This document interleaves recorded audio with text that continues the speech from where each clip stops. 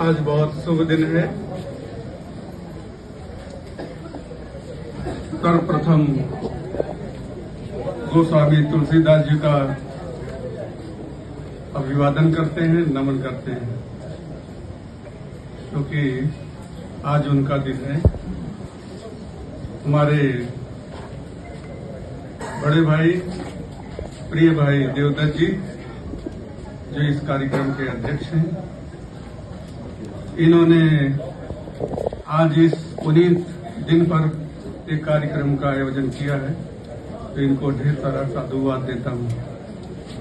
साथ में पंडित महामना मदन मोहन मालवीय जी, जिनके अथक प्रयास से यह विश्वविद्यालय आज अस्तित्व में है, उनको भी नमन करता हूं और वंदन करता हूं।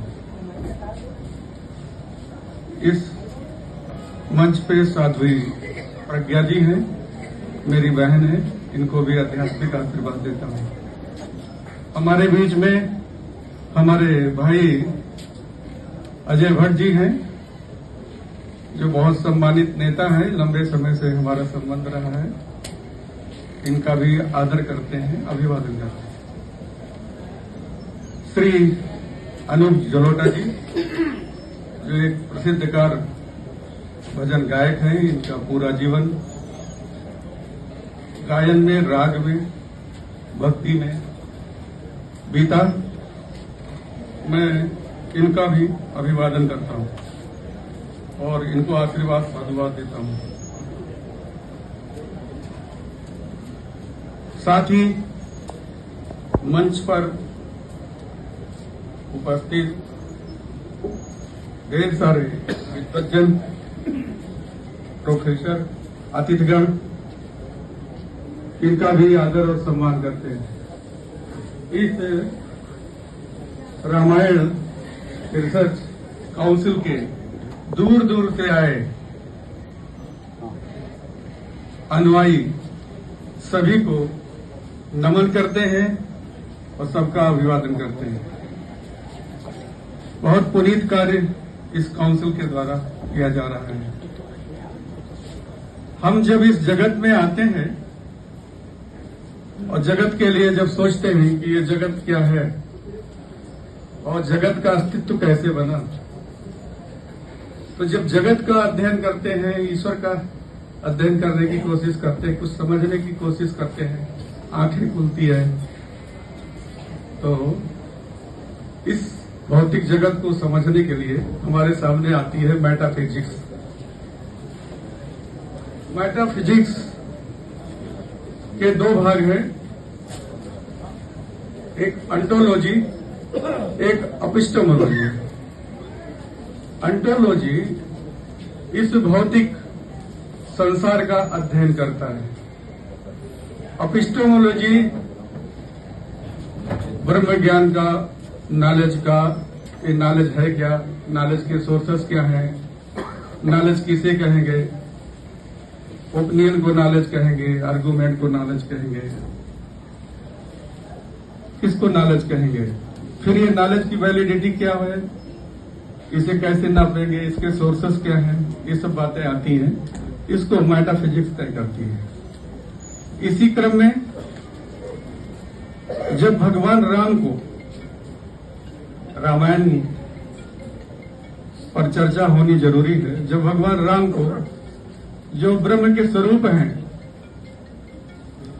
और उनको हमने अवतार माना, उन पे चर्चा करते हैं, तो उनके संघर्ष की भी चर्चा होनी चाहिए। हम जब गुलाम थे और भारत अंग्रेजों के अधीन था, हमारी पुरानी परंपरा रही है, हम एक दूसरे से जब मिलते हैं तो राम राम कहते हैं, सबको राम राम कहते हैं, ये पुरानी परंपरा है। तो विलियम हेस्टिंग उस वक्त वाइसराय था, उसने पंडित दीनदयाल उपाध्याय जी के शिष्यों से पूछा कि भाई बताइए, व्हाट इज धर्म, और आप लोग आश्चर्य है कि जब एक दूसरे से मिलते हैं तो राम राम करते हैं। इस विषय में हमें आप बताएं। तो जो हमारे इंडियन स्कॉलर थे उन दिनों में इसी रामचरितमानस ग्रंथ की इंग्लिश में बुक उनको दे दी, और जब रामचरितमानस को इंग्लिश में विलियम हेस्टिंग ने पढ़ा और पढ़ करके जब वो बोलता है it is a essence of Indian wisdom, ये भारत का एक ऐसा तत्व ज्ञान है।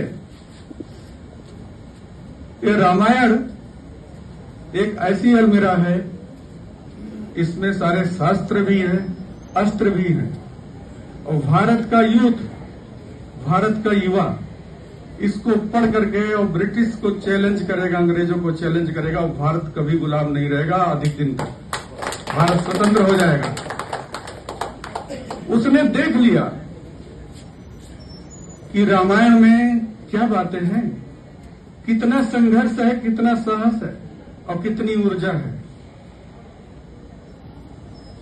यही रामचरितमानस आगे जाती है जर्मनी में। जर्मनी के सबसे बड़े ऑफिशियल फिलॉसफर फ्रेडरिच हेगल माने जाते हैं। जैसे भारत में सबसे बड़ा फिलॉसफर, ऑफिशियल फिलॉसफर शंकराचार्य हैं। भारत की सारी फिलॉसफी शंकराचार्य के इर्द गिर्द घूमती है। इसी तरह यूरोप का सबसे बड़ा फिलॉसफर था हेगल। उसने जब इस रामायण को देखा और पढ़ा तो उसके जो शिष्य थे, राइटिस्ट और लेफ्टिस्ट, दोनों सामने बैठे हुए थे। उनको बताया, कहा it is essence of Indian wisdom, ये भारत का तत्वज्ञान रामचरितमानस के माध्यम से हमारे पास पहुंचा। इसमें राम का संघर्ष है, हनुमान का संघर्ष है, लक्ष्मण का संघर्ष है और सीता का संघर्ष है। कॉन्फ्लिक्ट की थ्योरी को ले ली उसने, डायलेक्टिकल मैटर। तो उसके जो शिष्य थे, लेफ्टिस्ट जो थे, उन्होंने कॉन्फ्लिक्ट के मेथड को ले लिया।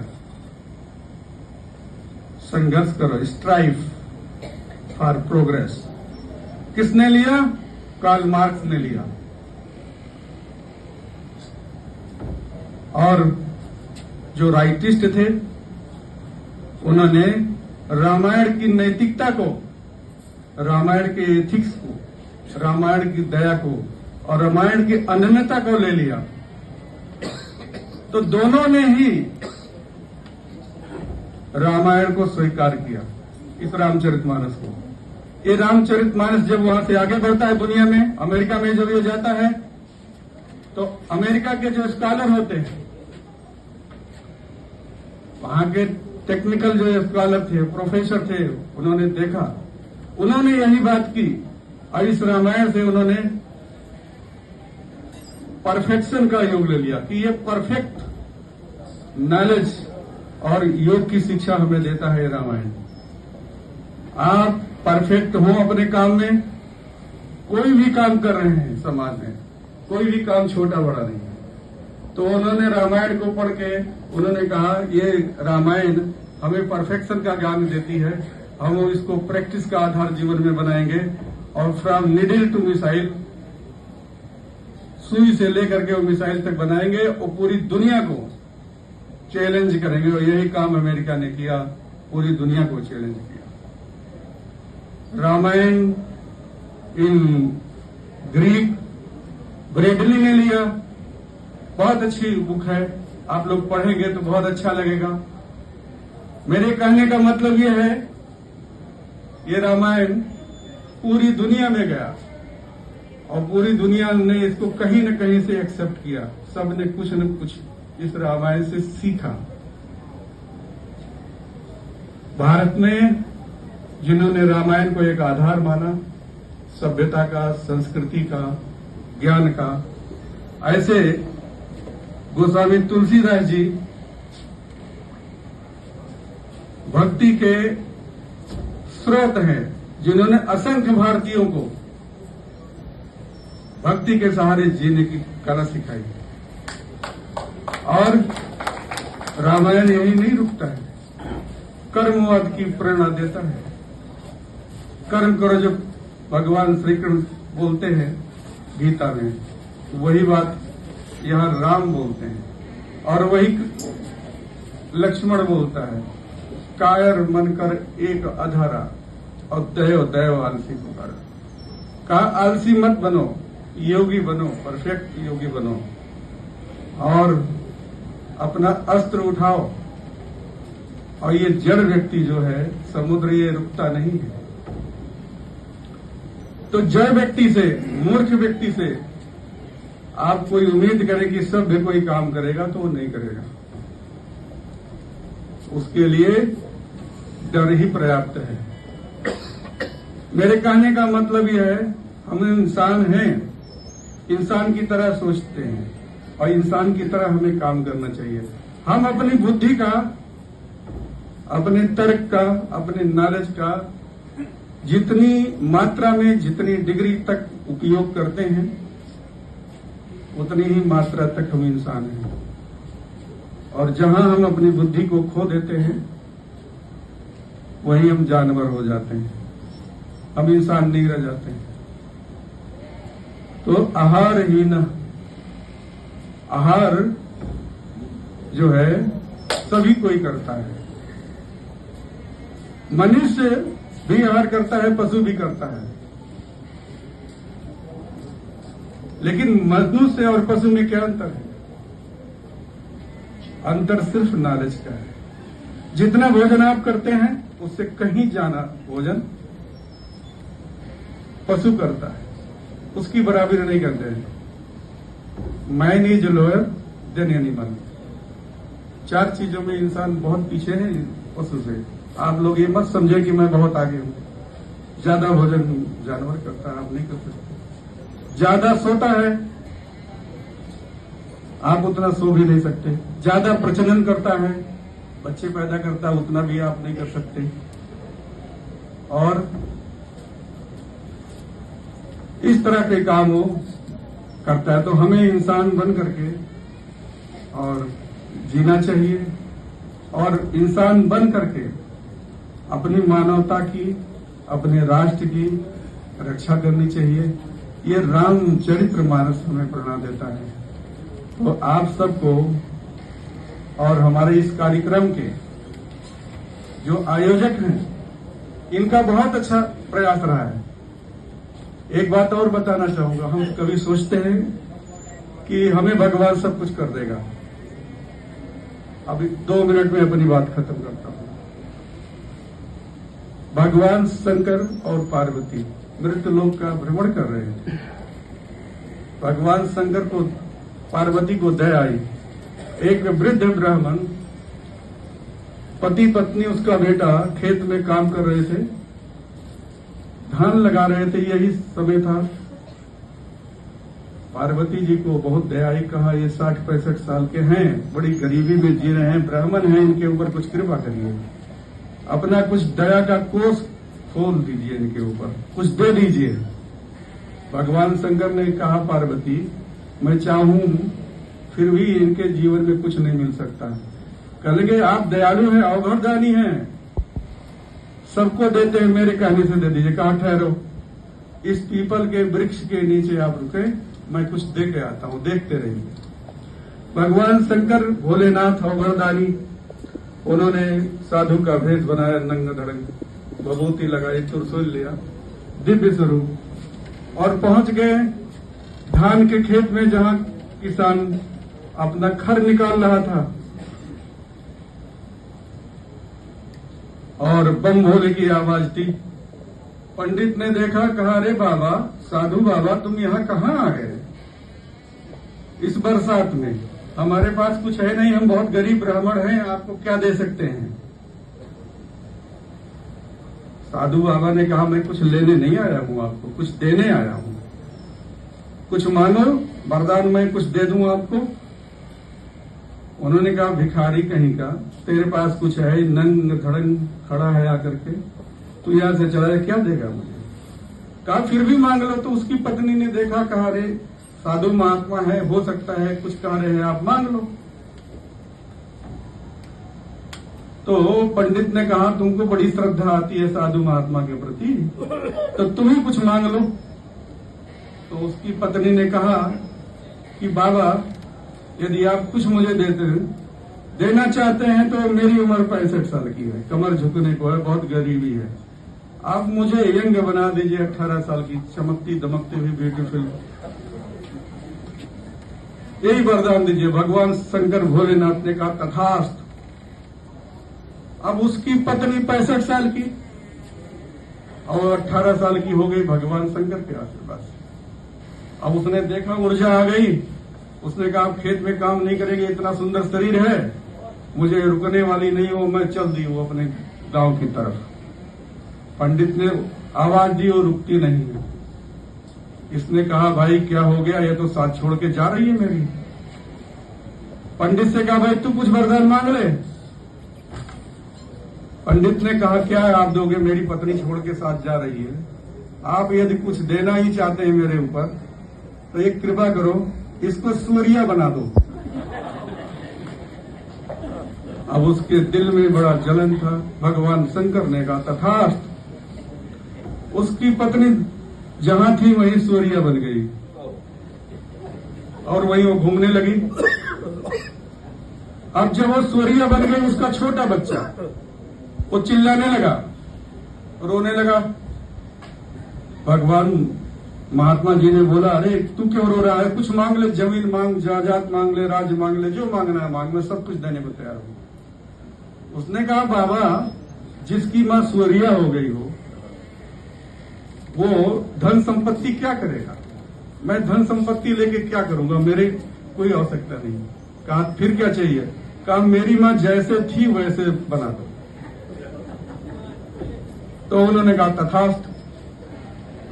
उसकी मां फिर सूर्या से 65 साल की वृद्ध हो गई, खेत में आ गई। तो भगवान शंकर ने 3 वरदान दिए और तीनों ही वरदान मिस गए, काम नहीं आया। तो जाको प्रभु दारुण दिख दीना, ताकर मति पहले हर लेना। तो भगवान बुद्धि प्रदान करने वाला है। हम सब कॉलेज से, स्कूल से, विश्वविद्यालय से विचार को लेते हैं और ये विचार दूसरे के होते हैं, परंपरागत होते हैं।